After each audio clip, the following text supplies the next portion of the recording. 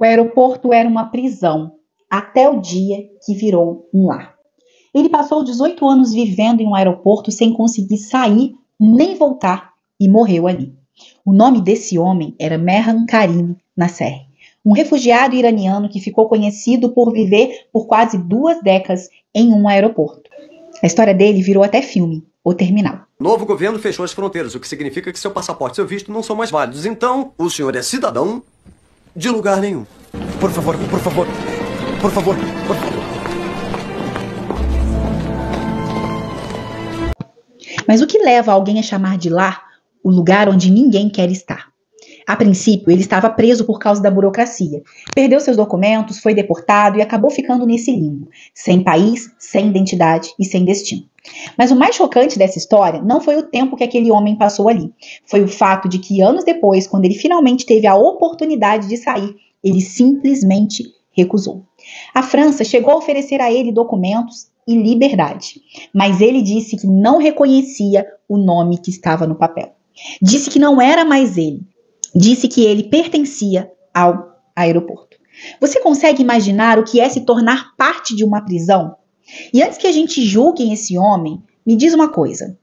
Quantas vezes a gente também se acomoda em lugares que a gente nunca escolheu estar? Você não escolheu o abandono, mas talvez esteja presa a ele. Você também não escolheu a crítica constante. Nem escolheu carregar nas costas, por exemplo, o peso de ser forte o tempo todo.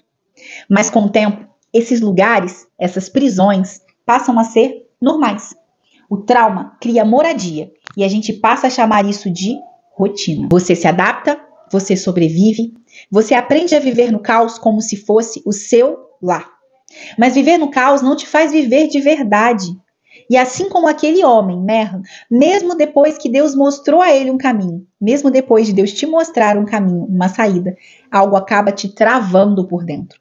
Porque sair exige coragem. E ainda mais, exige lembrar quem você era antes da dor. Quem você era antes de perder o lugar que nunca foi seu. Mas deixa eu te dizer uma coisa com muito amor e urgência. Você não nasceu para morrer no terminal. Você não foi chamada para viver num lugar de espera. Sim, existe vida depois da sobrevivência. Existe propósito depois de um trauma, depois de uma dor. Existe identidade depois da dor. Mas você vai precisar levantar, mesmo que tremendo, e dizer: eu não pertenço mais a este lugar. Às vezes, o maior ato de fé é o de sair do lugar onde você está, do lugar onde você aprendeu a apenas sobreviver, para poder viver o que Deus sonhou para você.